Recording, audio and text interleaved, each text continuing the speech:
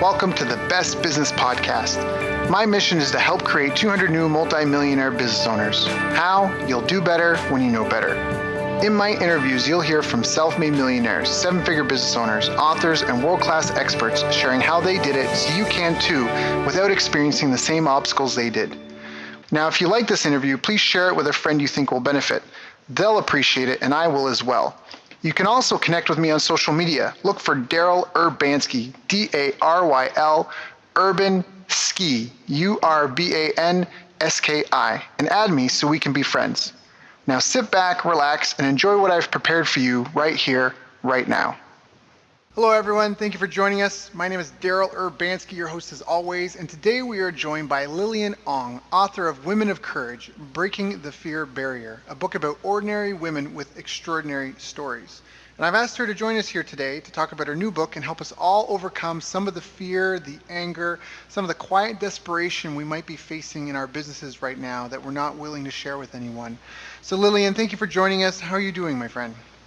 Hi, Daryl. Yeah, I'm good. Yeah? You having a good day? Yes. Sun shining? Yes, very good day. Yeah, good. Now, you did say before that you were a little nervous, so it's okay. I appreciate that because you're walking the talk. You're a little nervous about the interview, but you're walking through it. Just again, embracing your own lesson, which is awesome. So, before we get into any of that, though, what's your background? Can you share with the listeners? Like, how did you get started? Do you come from a family of entrepreneurs? Were your parents business people? Actually, I was a stay-at-home mom, and when I was younger, I do remember witnessing my dad trying out different businesses. I think there's this entrepreneur spirit in him. Mm-hmm. I remember that during my younger days. But no, I don't have any business background. I studied real estate management. I tried a couple of, I went into the corporate world a couple of years, and then motherhood calls. So I decided, because my son has a very bad eczema from scalp to toes, really infested with rashes. So, and I had separation anxiety. So I decided to quit my corporate job and became a full-time mom for 7 years before an opportunity actually presented itself in the interior decoration business, which I had no experience as well. Really? Yeah. Yes. I I don't even know how to register a company back then. Yeah, but I mean, I always wanted to. I knew that it will come a time when I want to go back to the workforce. The kids are growing up, so I just took that leap of faith and do it. Because my husband, it was an opportunity that my husband and his friend they were looking into, and they needed someone that they can trust to run the operation and all that. So yeah, I was the best candidate. So I went back to being a student, ground zero. I knew nuts about the business. So I did my own research. I went online to read up about sofa making, about designs, about everything and anything that I need to know about the trade. So I was like self-taught. Right. Yeah. Right. Which is excellent. The self-taught education is phenomenal because, well, first of all, if you depend on the education someone else gives you, like a formal like university, I mean, it's going to be outdated, right? Things move so fast. You have to be a learner to be successful in this business. So that's awesome. Yeah. I really got my hands dirty. I mean, I go to the ground and I roll up my sleeves and, ask lots of questions from the suppliers, the installers. I think they were like very irritated with me with so many questions. And so, some of the biggest challenges that you faced in building that business? Well, the learning curve was really, really very steep because, like I mentioned, I had no prior experience in this trade. So the greatest challenge was to first to learn the trade, to understand, because there are a lot of technicality involved as well. Because a sofa is just not a sofa. There's a lot of components that go inside the sofa, from the foam to the spring to the frame, what type of density. There's tons of technicality to actually pick up. So I didn't have a mentor. I Mm-hmm. don't have a business coach to guide me. So the learning curve was really very steep. In my real estate study, I do have a little bit background about accounts and, marketing, that sort of subjects. But again, in the real world, it's really quite different Different. from the Yeah. theory. Yeah. So, and to juggle with, because I'm a mom, so with kids, to really juggle and manage the time, so yeah, that was pretty challenging in the beginning, the initial years. So how did you overcome that? You didn't have a coach. You didn't necessarily know what you were doing. You had some theory that maybe was, disassociated from the reality of the business world. You had time constraint because you also were a mom and had kids. So you kind of had a double work day. How did you manage all that? Well, yeah, that was a good question. How did I manage that? You're like, I don't even know. I wonder that myself. Well, I guess it's really prioritizing and setting my intention. Mm, I was very clear with what I wanted to do, so to really plan out my time. I spend a lot of time in the evening, in the nights, Googling and studying, about the trade. It comes to a point where I had to actually engage support. I engaged a domestic helper mm-hmm. with the house chores. I'm no Wonder Woman. I can't be doing Right. everything. So I really set aside time, more of the quality time with my kids. Yeah, and really prioritizing. Yeah, with the time management.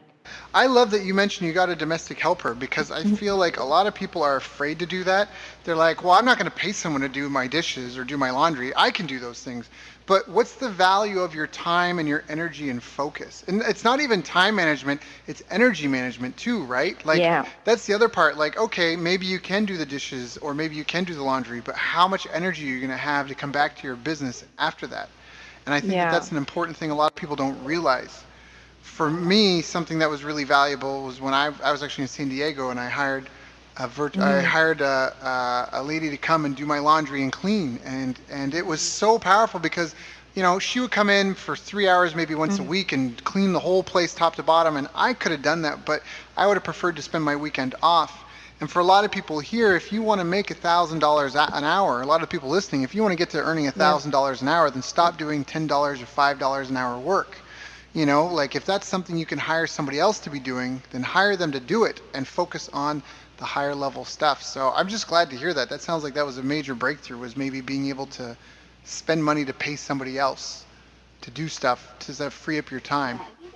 yeah. I think that was like everything. I was like pretty organized, and but I having to delegate out and outsource.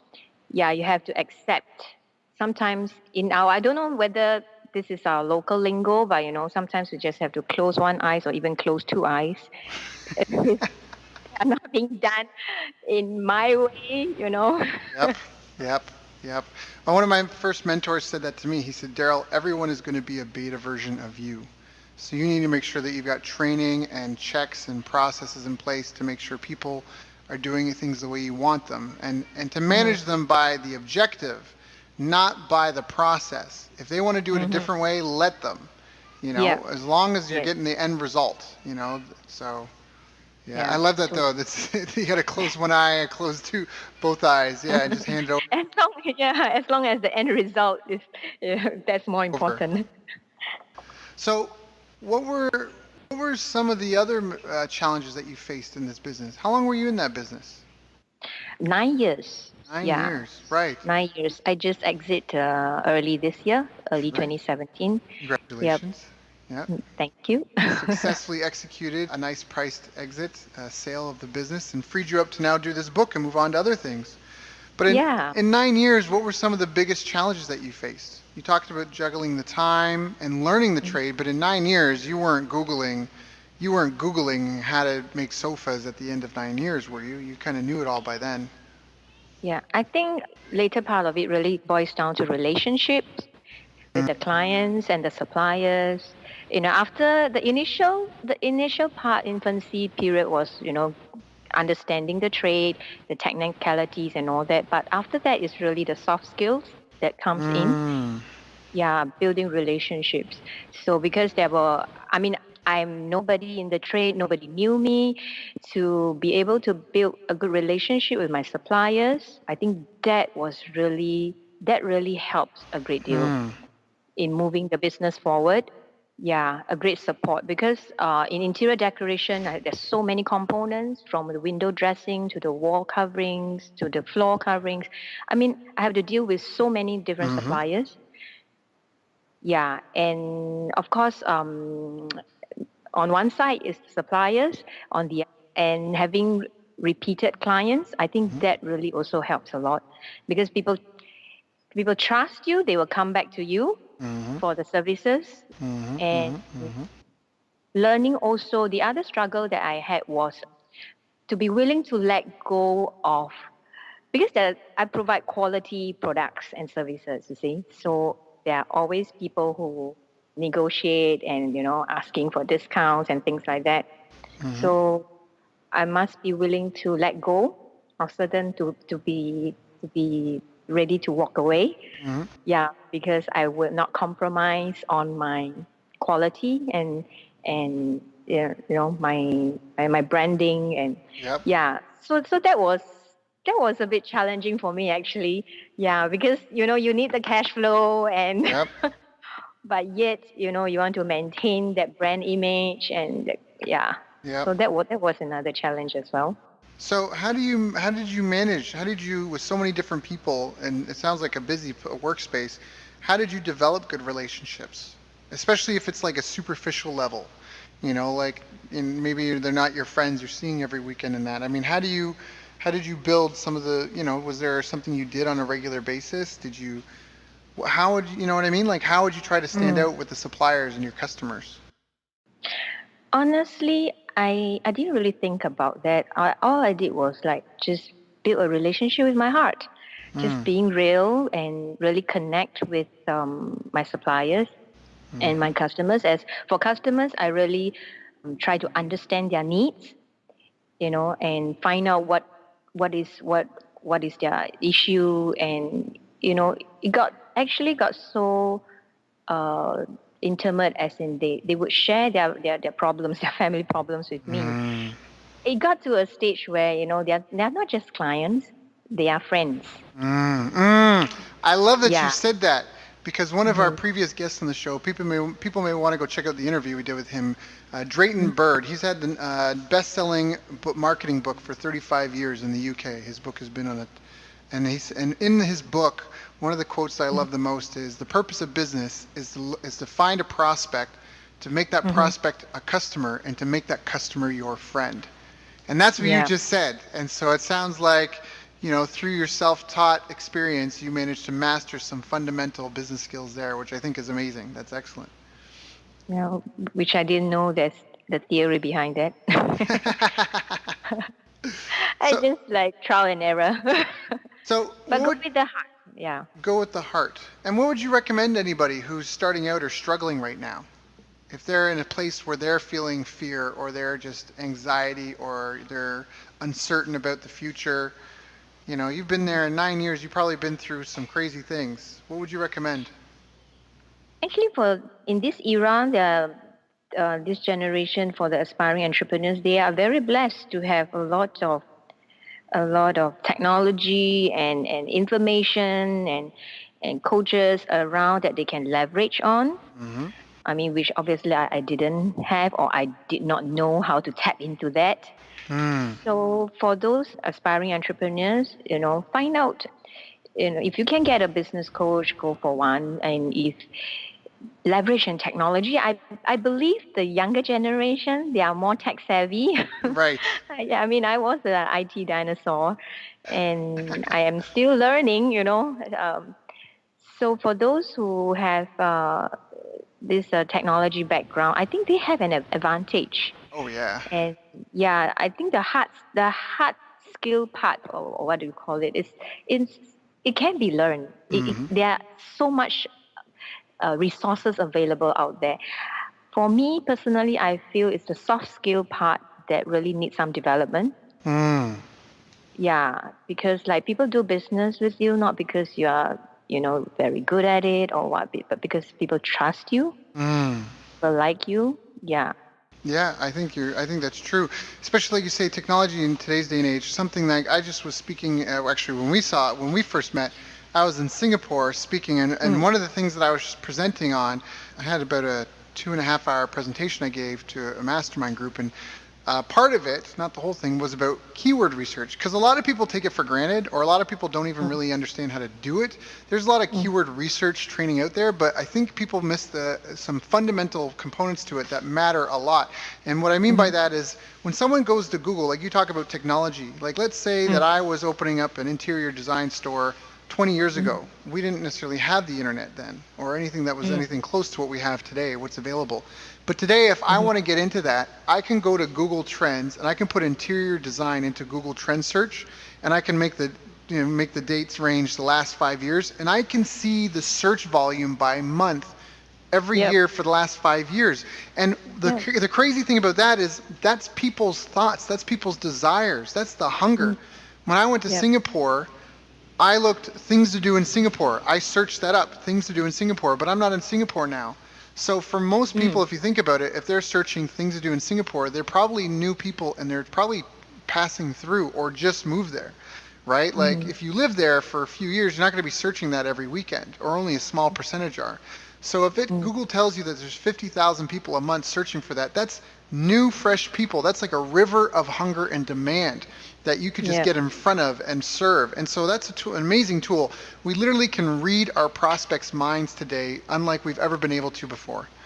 So I Yeah. think you're right that there are some things that give us a huge advantage. But the other side, almost the catch-22, like you say, the soft skills are missing in a lot of Mm. today's marketers or younger generation, or even just understanding the power of what they have, you know? Yeah.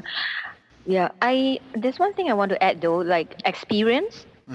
the whole experience of it, the service experience, because we can really leverage on the technology, but on top of that, is creating that customer experience. Hmm. Because yeah, there's so many powerful technology available right now in the market, Hmm. but how do you create that experience for the customer? Hmm. Yeah. That's right. Create a customer experience. That's Mm. uh that's Starbucks. That's what made them great. They weren't just selling Mm. coffee. Yep. They sold a coffee that was 2-3 times the price of their competitors because they gave you an Mm. experience, the nice atmosphere, the comfy place to sit down and work. At least it used to be. Now they Yeah. just want you out there, but yeah. This customer experience thing is I learned through my business, like from one, especially I will never forget her. This one particular customer, she had actually went to 5 different stores, Mm. 5 different vendors, getting quotations and all that, and I'm one of the higher priced quotes Mm-hmm. that she got. But she told me in my face, she said, Lilian, I come to you because I like you. I like the way you serve, and she just liked me. Mm-hmm. and and the whole experience of the whole process and the whole experience is draw her back. The Mm. other companies that she mentioned, they were all bigger names. They were all bigger names, and yeah, they have the bigger strength. I was a new kid on the block. Yep. But you were able to connect with her better in a way that others couldn't, it sounds like. Yeah, so yeah, that was one takeaway that I remember. So now, I want to say, like, do you feel that there are any habits that you developed over the 9 years of running your business that really helped you be successful? We've touched some key things: building relationships, developing soft skills, creating a customer experience.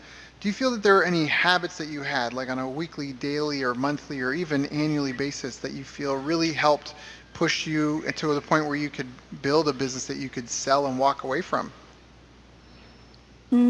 I have the habit of reflection. Mm. Taking time to reflect.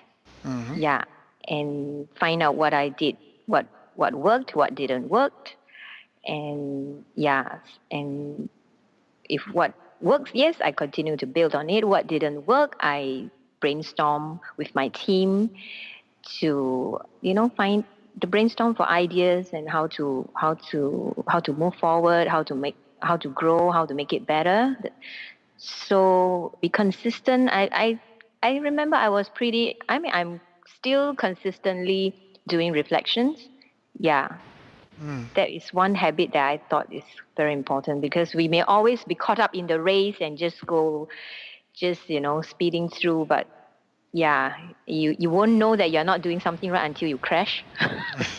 Yeah, Yes. so it's a good habit to take time out and reflect and do a self check, like a pit stop. Yep. And just kind Yeah, of check where you're at. No, that's a good one. yeah, Stopping, taking time to reflect, because it's so easy to get lost in the busyness of the day, or in worrying about, am I producing enough? Am I keeping it? Am I doing enough? Am I on the cutting edge? Am I this? Am I that? But just to stop and think and reflect, and even just make sure that you're in sync and in tune with what you're doing. I think that's a great tip. yeah. Mm. So, your book is a collection of stories, is that correct? It's Mm. all these different stories of extraordinary women. What's one of your favorite from the book, and why is it so empowering for you? Well, um, this book actually, just to give you a little bit background, that I actually struggled to embrace the title. It actually started with Woman of Courage with a A instead of a E. Okay. Yeah. So, but in the process, as I look around me, I saw that there are so many powerful stories. The friends that the friends that are around me, and that's when I started to rethink about the title. Mm-hmm. Yeah, and to interview all these women and their stories. And the interesting thing is the stories that I gathered, they they sort of flow nicely into the chapters that I was uh, planning, Mm-hmm. as in my life, my seasons. Firstly with embracing motherhood, Mm. and then because I wasn't ready to be a mother, I, Mm. I I married young and I gave birth young, so I wasn't ready to be a mother. In the process of embracing motherhood, and when talking about motherhood, mine was just having challenges with the pregnancy. It was a very challenging pregnancy. I only got out of bed to throw up and to go for glucose drip and gynae checkup. I was very weak, so most of the time I was bedridden. And but the other ladies that I interviewed, they had reports of their kids, their babies diagnosed with Down syndrome or Edward syndrome, or their water bag actually burst before the due time. Mm. Oh So they no. were at the verge of, they were struggling with losing the baby before, the baby was born. Yep. So in comparison to their experience, mine was like peanuts. Yeah. Right. Yeah. Yeah. There's But in always. life is the same thing. Sometimes when we are so micro, we are so focused on our own problems that it seems so big. But when you start to listen to other people's stories, like, oh my, why am I Yeah. complaining? Yeah. What am I doing? I don't have anything to complain about. Yeah. Mm. So Mm. of course, there's the motherhood, and of course there's also the courage to face adversity. Mm-hmm. So there are some who are facing illnesses, chronic disease and cancers, and cancer survivors and different challenges in terms of the illness. And there's also a couple of them uh, who are entrepreneurs, mompreneurs, I call Mm-hmm. them. Mm-hmm. Mm-hmm. Yeah. And there's one lady that I was very, very inspired. Is she had to take over a funeral business overnight. She's actually one of our Soul Rich Woman ladies. Her husband was sentenced to almost close to 20 years jail term, Wow. and he was running a funeral business. It's like a Yep. men's business, Yep. But for her, she had to, the crisis didn't break her, but the crisis brought out the strength in her. Mm. Overnight, she got to take over the business, and she had to learn to bring the corpse, the body, the deceased body, and the embalmment and all that. It's like That's a I was, yeah, I yeah, was like, whoa, that's courage. yeah. And she has very two young children. I That's mean, there are people who can just, I give up, or there are people who can't handle the crisis and they just jump. mm-hmm. Yeah, they Yeah, don't but have the she skill did set it. to. They don't have the Yeah. skill set to cope with that. So, what did you, through these stories of these women, what are, like, if people here are listening, because I mentioned this at the start, for a lot of business owners, it's not, business is a funny thing because a lot of business owners are living quiet lives of desperation. And what I mean by Mm-hmm. that is they can't share their problems with anyone because it's just them. Like, who are Mm. they going to talk to if sales are bad? Who, like, you can't call up your competitor and be like, Yeah. hey, sales are down this month. What do you do? Because your competitor is going to laugh at you, and want you to fail, kind of. And even if you're friendly with some competitors, it's friendly, but you have knives out. Like you're smiling, but you have knives out a little bit because everyone's trying to make, more than the other person. And so you can't talk Mm. to them. Your staff don't understand you because your staff are just showing up and collecting a paycheck, and then they just want to they're just waiting to get drunk on the weekend. A lot of them, not all of them, but they just want to get their money and then go home and do their thing and watch their TV series and go on their paid vacations, and they're just waiting, counting the hours down. Your spouse, unless your spouse is running the business with you, they often aren't really in tune with what's going on. Mm. They might even be adding pressure and putting more pressure on you. So it's Mm-hmm. like, as a business owner, you're really isolated, and it's a scary place to be because there's no guarantee of a paycheck. There's no one to sue if you don't make any money that month. There's no, Mm-hmm. so for those people that are in that sort of situation now, what would you recommend? I mean, having talked to these people that are breaking the fear barrier, that have these major things that they work through, are there any sort of tips that you can give the listeners for overcoming their personal challenges? Okay, one thing I learned when I'm doing this interview is although these women, although they face different challenges, different types of challenges and adversity, but it all boils down to the mindset, how Mm-hmm. they overcome it. Hmm. And so if I'm going to link it with the business, yes, you just now you mentioned that, yeah, if we are competitors, we could be friendly on the surface and all that, but we can actually, okay, there are two groups.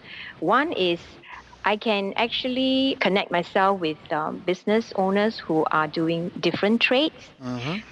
Yeah, so yes, it may be different trades, but there are certain fundamentals that are the same. Mm-hmm.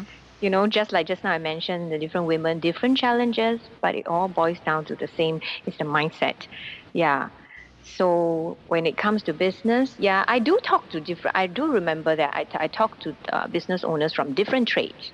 How and I actually sometimes get some fresh ideas from them because we don't feel so intimidating or competitive because you're in different trade anyway.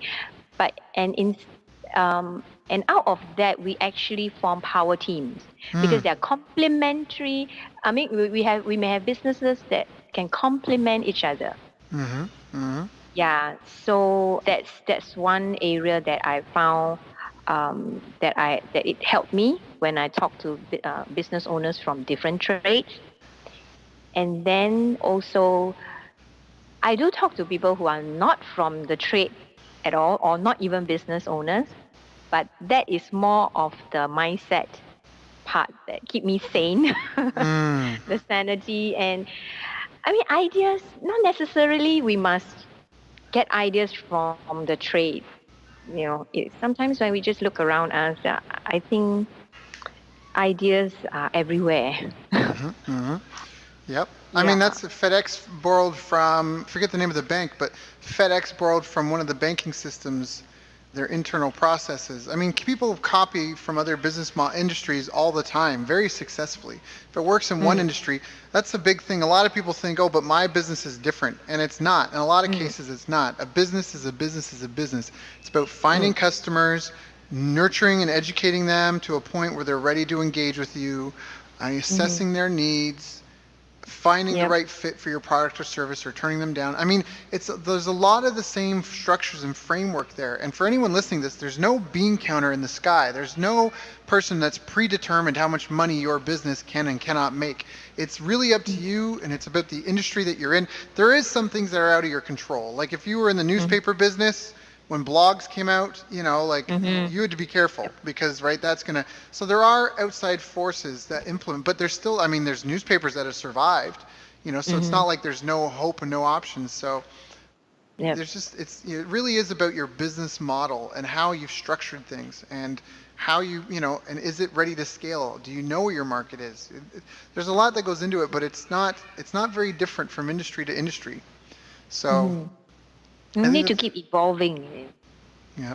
And you mentioned mindset, and there was a great book Mm. called Mindset, and it talked about two different types of people. And one Mm. was identified two different states of mind, and it made a clear case for these two definitions, and that some people have a fixed mindset. And so Mm. people who have a fixed mindset, they live and they are something that happened in their past. So let's say, in high school, I don't know, you won the talent contest and that was really important to you. So you carry that with you for your whole life as proof of your ability. And that one event in the Mm. past, that fixed event in time, you draw confidence from for all your future events. But the flip Mm. side is if there's an important event that you fail, then all of a Yep. sudden that defines who you are. And Yep. then it can be it can be shattering to people, and it makes them afraid to try and reach bigger. But then there's another group of people who have a growth mindset where they don't see failure as a fixed event, they see it as a learning process. And the Yep. fixed event people have an opportunity to grow more because they understand that, hey, if I do this 100 times, I'll be way better the 100th time than I will be the first 10. And Mm-hmm. I'm just not there yet. Maybe I need to be, some new training partners. Maybe I need a new coach or mentor. I mean, you Yep. mentioned getting a business coach or mentor before. That is so important because no one's Mm. made it to the Olympics without a coach. I don't think there's a Yep. single person in the history of the world that ever did anything at a world-class level without a coach. Mm. None of us really ever figured out how to ride a bike without someone kind of helping us. Yep. So that's a really important thing. So I think that mindset piece is really important because so many people defeat themselves. Like the world is full of opportunity. Yep. I just want to. Sorry, I want to rant on this a little bit because we live in such an amazing world of abundance. Last weekend, my girlfriend and I went on this great, amazing tour in El Nido. Beautiful, like snorkeling with these amazing fish. I mean, crystal blue water, white sand, amazing tropical paradise. And you know Mm. what? We didn't have to pave the road from where we live in Palawan, Puerto Princesa. We didn't have to make the road from here to up there to El Nido. We didn't have Mm. to figure out how to make a combustion engine and how to design a van and a car. We didn't have to like build the boat that you know what I mean, that we went on. We didn't figure Mm. out how snorkeling works and how to make goggles and fins. We didn't have to figure any of that out.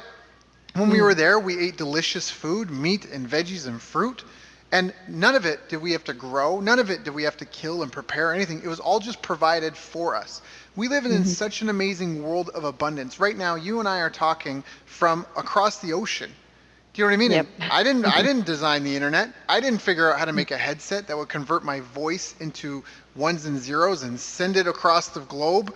They're like, it's just, Yep. but people often don't. They focus on the scarcity. And the problem is Mm. if you only focus on the scarcity, where your focus goes, your feet follow. And that's Yeah. why the mindset, like you mentioned, I just wanted to explain it because I get it and I know what you're saying and I think it's brilliant. I really want to Mm. explain it so the listeners get it. Where your focus goes, your feet follow. So if all you do is focus on the negative, your feet are going to follow that. But if you keep your mindset, and it's not just about, there are no weeds, closing your eyes. Like, no, there are weeds. You got to kill them.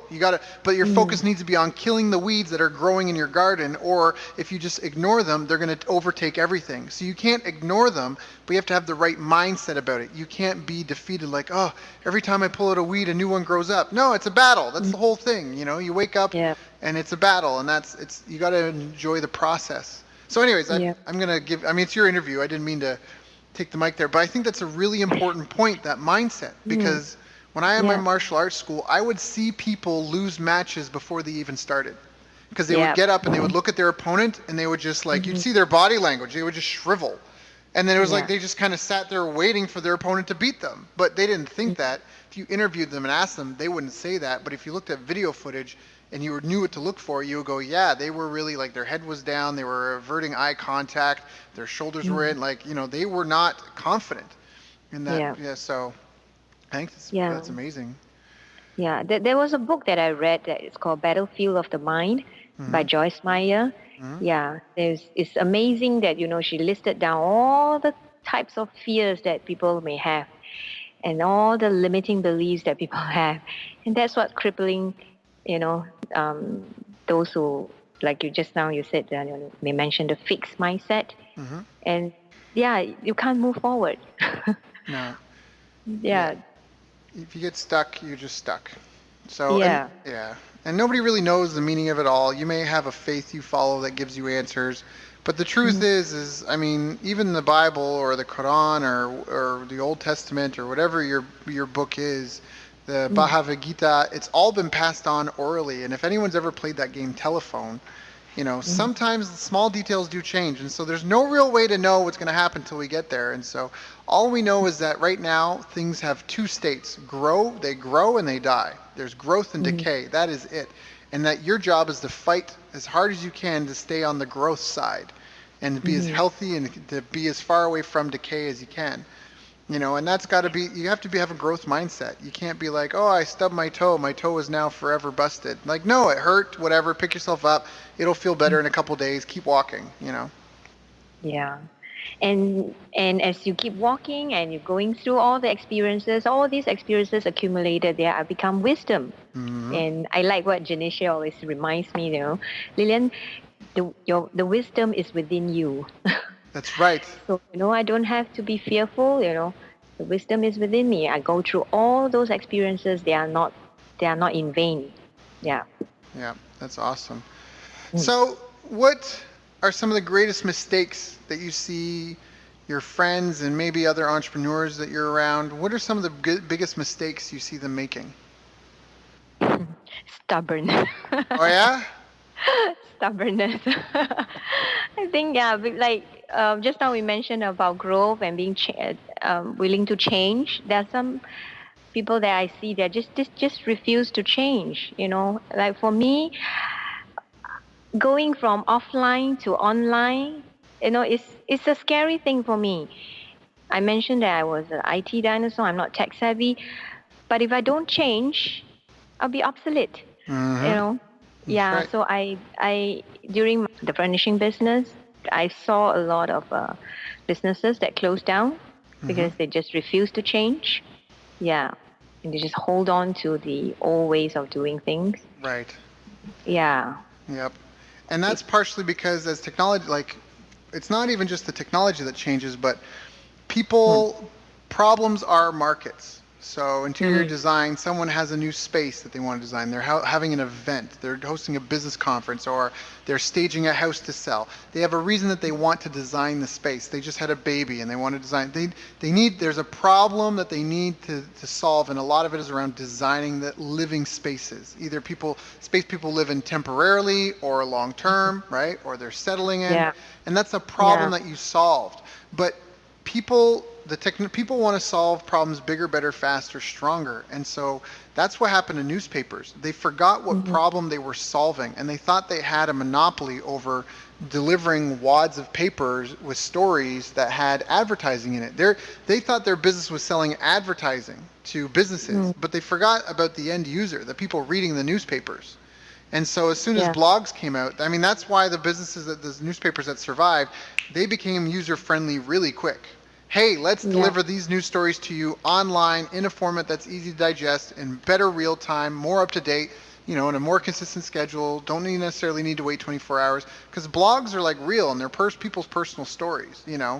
And so Yeah. that's where problems are markets. And so I love what you say, like they're stubborn, they won't change. And the problem is like if you're selling, fax machines, I don't, Mm, that's a dying industry right now. Like yeah. it's not a good. And if you won't change, if you're not willing to get on with smartphones and computers and 3D printing and the internet and that sort of thing, I mean, Yeah. where are things going?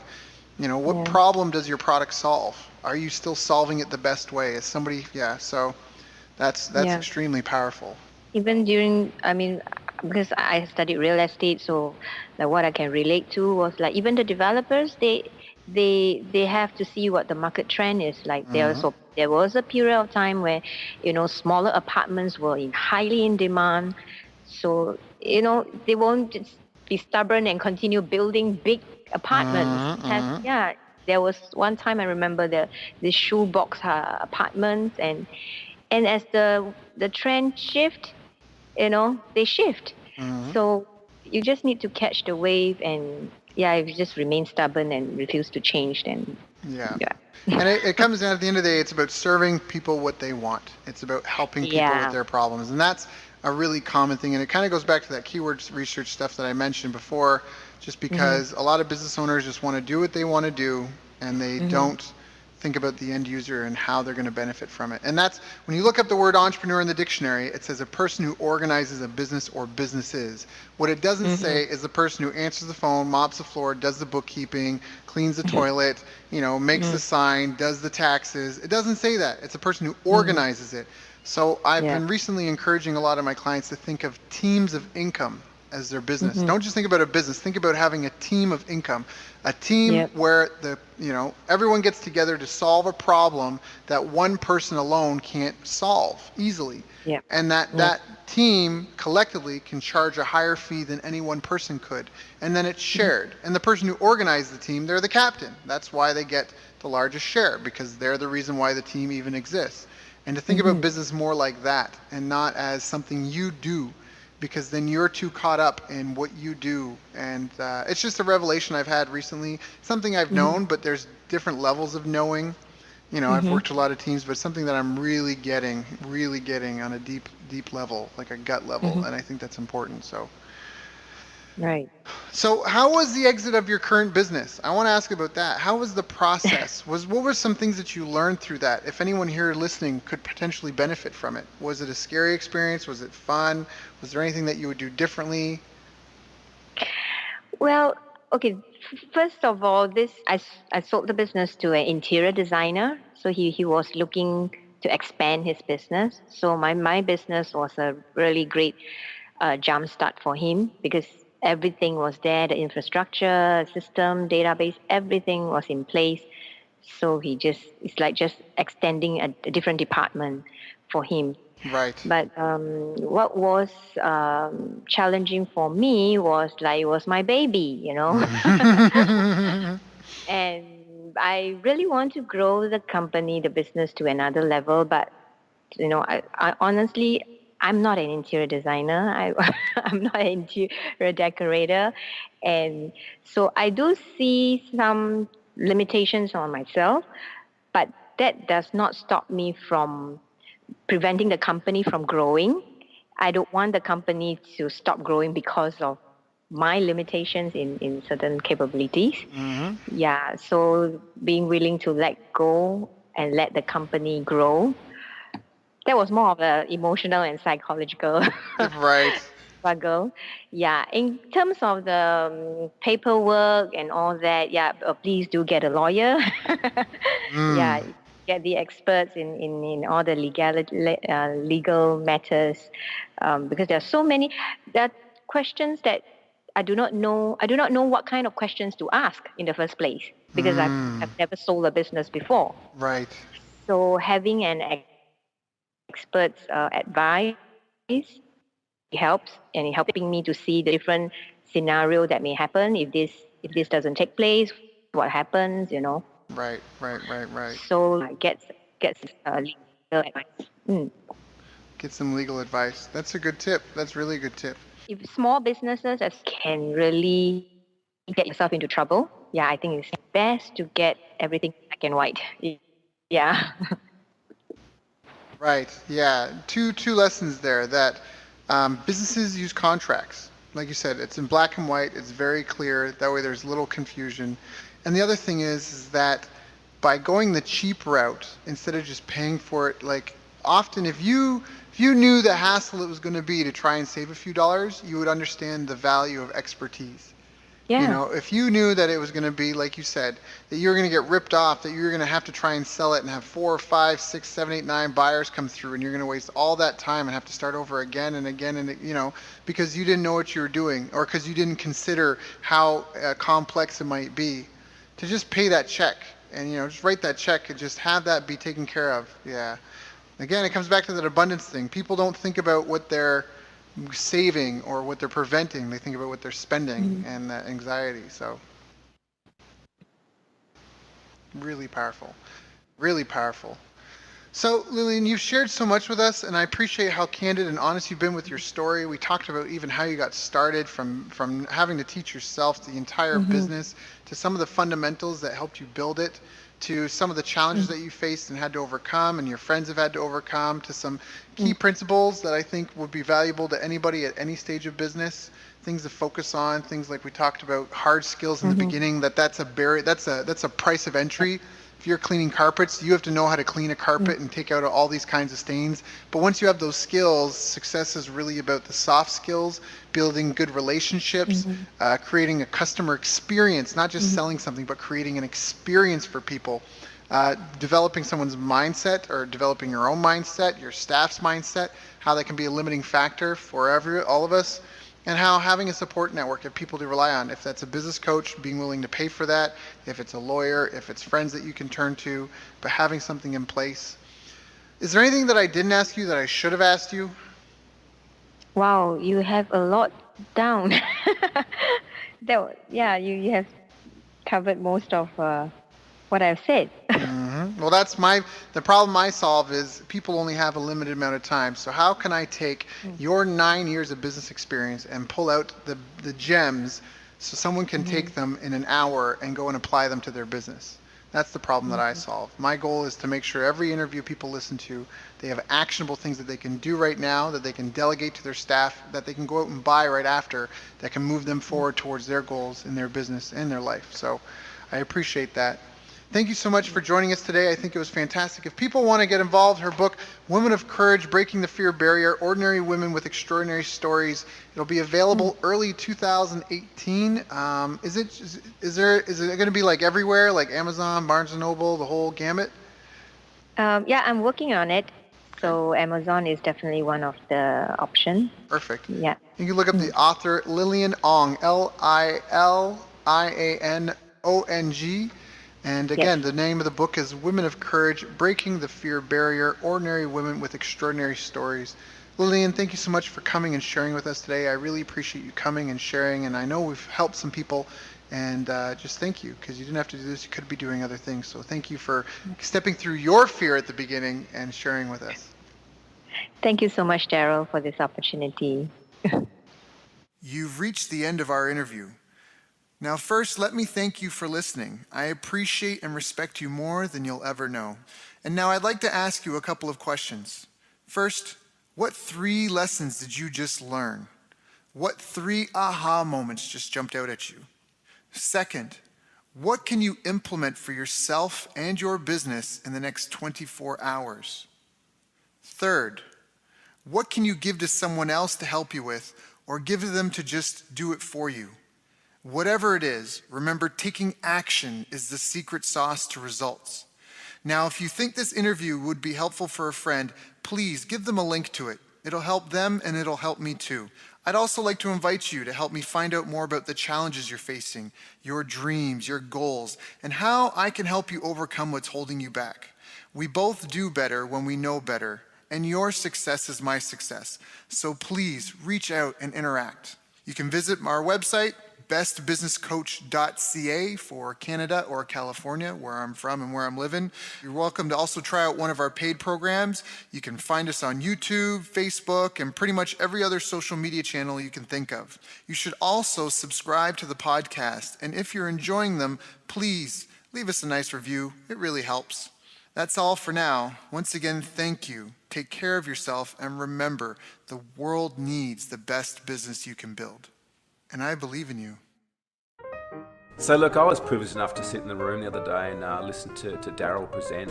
I had the great fortune to spend some time with Daryl Abrinsky during this week, and we had an incredible 2.5-hour presentation from Daryl. Daryl was amazing. I got so many little nuggets of wisdom. I hadn't heard Daryl speak before, but what struck me from his presentation was He's one of these hidden masters in the internet marketing world who's worked on some pretty incredible launches. Daryl has a ridiculous amount of knowledge.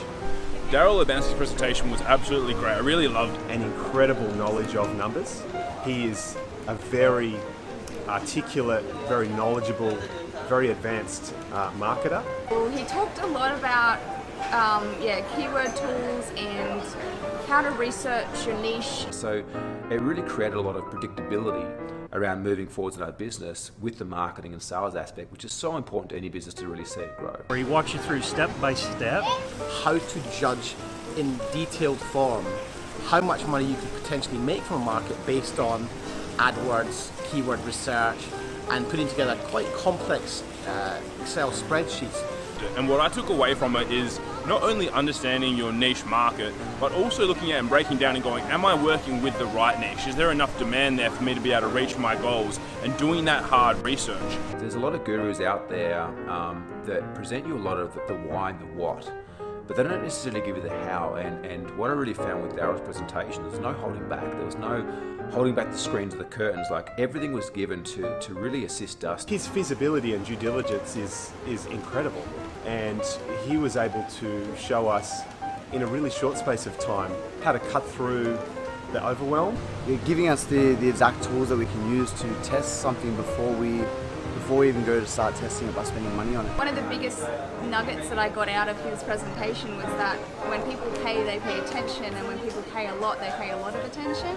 I just love that. I think that's a great way to look at how to price yourself. And he was a great speaker, lots of energy, and it was really great to spend time with him. Honestly, phenomenal presentation. I would love to catch up with him, next time I'm in this part of the world.